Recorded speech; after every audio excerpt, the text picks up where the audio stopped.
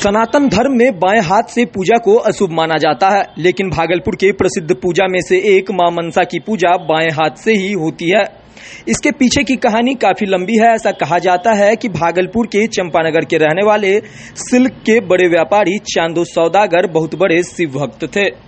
वह भगवान शिव का पूजन किया करते थे, लेकिन मां विषहरी ने अपनी भी पूजा करने को कहा, जिस पर चांदो सौदागर तैयार नहीं हुआ। विषहरी भगवान शिव की पुत्री थी। अपने पिता को यह बात बताई। भगवान शिव ने अपने पुत्री को कहा कि तुम्हारी पूजा चांदो सौदागर ही कर सकता है। जब इसको पूजा करने के लिए कहा गया तो मना कर दिया। तभी उसके 6 बेटे को त्रिवेणी गंगा घाट पर डुबाकर मार दिया गया। उसके बाद उसका एक बेटा बाला लखेंद्र बच गया। उसकी शादी बिहुला से हुई।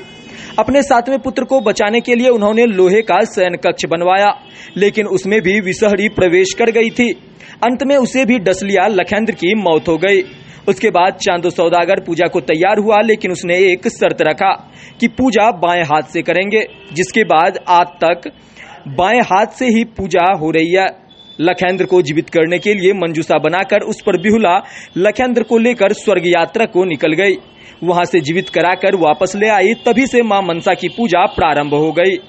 कल से मां मनसा की पूजा प्रारंभ है और 9 बजे से उनको डलिया चढ़ाना प्रारंभ हो जाएगा।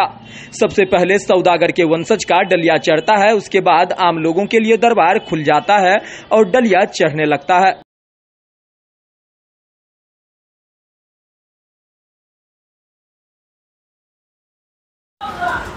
तहरी पूजा होने को है, क्या मान्यताएं हैं और क्या शुभ मुहूर्त रहेगा डाला चढ़ाने का? डाला चढ़ाने का मुहूर्त तो सुबह 5 बजे से प्रारंभ हो जाएगा। इसमें सबसे पहले चांदो सौदागर का जो वंशज है लाखराजी समाज, उसका डलिया पहले चढ़ता है। उसके बाद फिर मुख्य पुरोहित संतोष पंडा जी का डलिया चढ़ता है। फिर आम जनों के लिए दरबार खोल दिया जाता है। क्या मान्यताएं क्या है इनकी? देखिए, डलिया पीछे एक कारण है डलिया में भोग चढ़ाने का कि वो एक प्रकृति से जुड़ा हुआ है।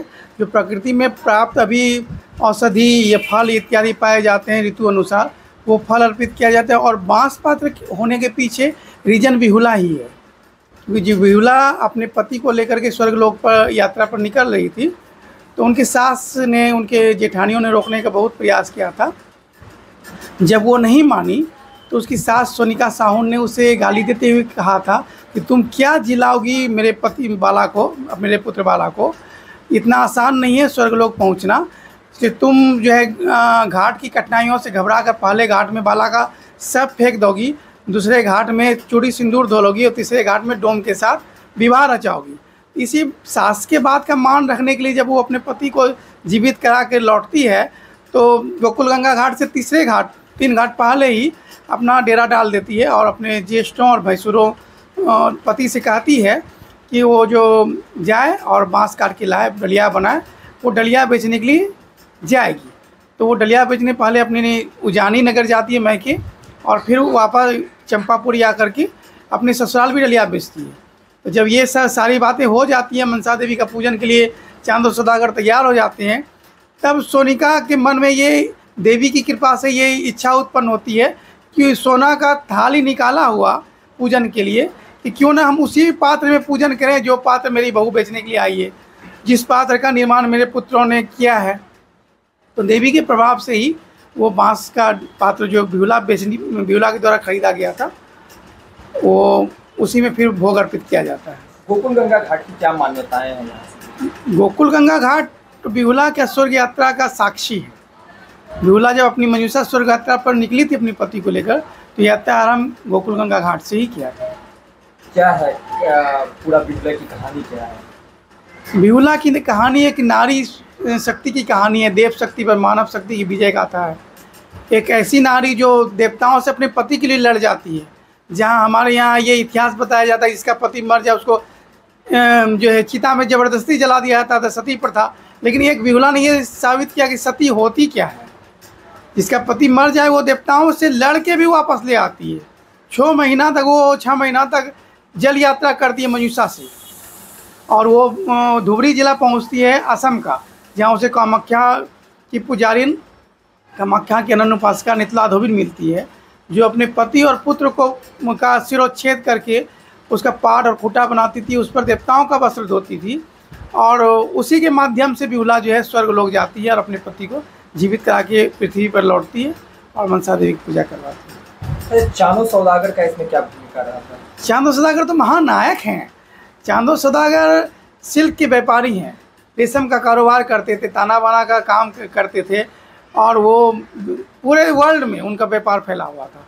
सिर्फ व्यापार ही नहीं करते थे, फाइनेंस भी करते थे व्यापारियों को। तो ये तो इतिहास में दर्ज है उनकी कहानी, चांदो सौदागर कितने बड़े व्यापारी थे और महान शिव भक्त थे। उनके द्वारा रचित शिव दशाष्टक चंद्रेश दशाष्टक अभी भी तालपत्री अभिलेख पाया जाता है चंपा में।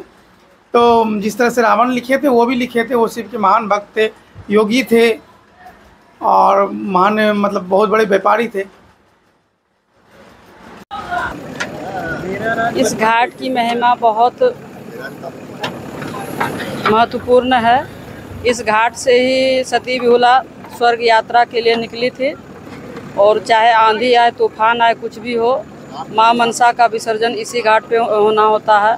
और माँ मनसा का बहुत बड़ा जो है ना, बहुत महत्वपूर्ण है हमारे क्षेत्र के लिए ये पर्व।